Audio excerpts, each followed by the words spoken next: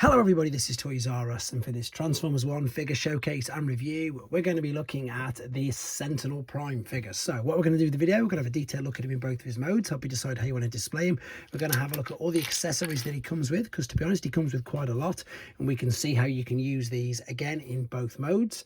We're going to see how he looks and displays with some of the other Transformers 1 mainline figures, and indeed with some of the Studio Series ones as well. So as a start to move all these out of the way, I'd like to remind anybody who's not subscribed to the channel, if they'd like to hit that subscribe button for me right now, please, because it really will help me out. And for those of you wondering, I got this from Smith's Toys in the UK, and yeah, they had quite a lot of them in if you're after one for yourself. Before we get started though, let's have a quick look at the packaging. And this, I suppose, is one that's intrigued me for quite a bit, because I did really like the film, but this particular figure wasn't out and hasn't been out in the UK for very long at all. There, of course, is the logo. There is, of course, the main characters from the movie, and you've probably already noticed I've uploaded a transformation tutorial already, and there's a quick, I suppose, image of how he appeared in the movie. So we're going to start off in the alternate mode. He does come packaged in robot, and I'll show you exactly how in the next stage of the video, and this is as basic as it comes. What I mean by this is I haven't attached any of the accessories just yet, and I suppose I wanted to quickly just mention that if you're watching this at a later date in a few years time and you're thinking of getting one on the secondary market, you really doesn't matter if he's got no accessories, because you can display him in either mode, and I still think that he looks great in both, with or without them. The instructions are pretty good though, to be honest. They've got all of the parts that you need, showing you how to use and attach all of the accessories as well. With regards to the figure, it is a bit basic, but it's not too hollow. It's not as bad as what I thought it would be. Of course, we're still waiting eagerly for the Studio Series version, but this is definitely decent enough for now. I mean, if you want to, you can adjust the wings ever so slightly. There's a nice bit of detail there around the cockpit, and again, everything's tucked away pretty well, I would say. So let's have a look at him with the accessories then. So you can pop this on. Let me just double check which way around it goes. I know it sounds silly because you can, of course, put it any way you want, and it is, of course, the other way around. But because you've got all these 5mm ports, if you didn't want to pop them in, you could attach anybody's accessories. These will fit over there like so. And I think this just powers him up even better, makes him look really good. So you can lift the wing slightly off there. This is now going to attach into that port there, and then that will just tab in, no problem. He says no problem whatsoever. It hasn't been too bad. There we go. And the same on this side. So I'm just disconnecting that. I'm connecting this into that position there, and again I'm just going to close this down over the top, and now you've got your extremely powered up ship. But to be fair, you've got to confess as well, that looks so much better. It's brilliant, to be honest. There's one of your one-step changes arachnid, so it's about that sort of big. With regards to the Studio Series Optimus Prime Orion packs, quite a bit smaller, but remember, these mainline figures are in fact, you know, supposed to be that bit smaller. There's a core class star screen to give you an idea, and then I have actually got a Voyager class one here as well, so you'll see, I suppose, just how much smaller this is. It's a lot smaller than one of your mainline figures, especially one of the mainline Voyagers.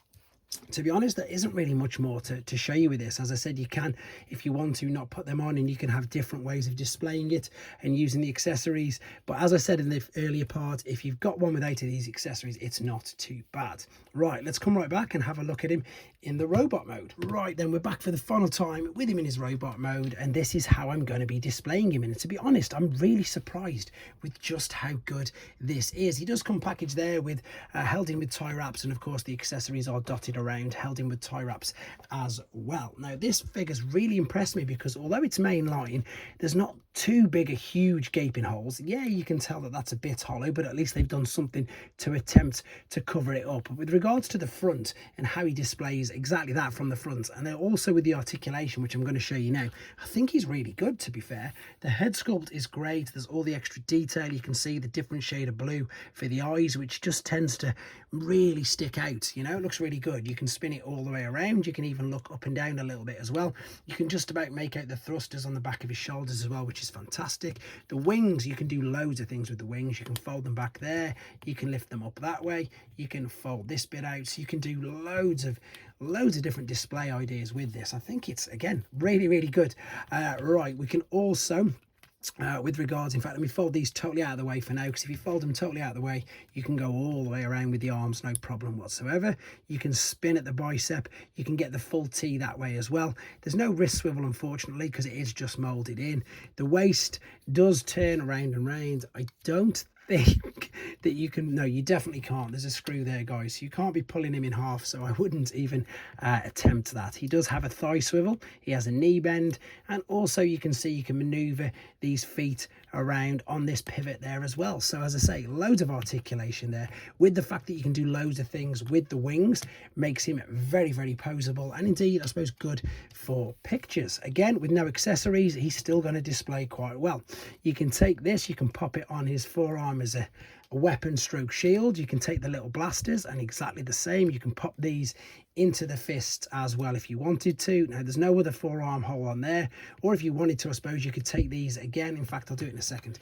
These will fit on top of the shoulders, and they can go that way, and of course they can pivot all the way around, so you've got like another sort of powered up mode. Again, I think it looks really good, to be fair. I've had a lot of fun with this particular figure. You can't really put these anywhere else, they do only fit on there.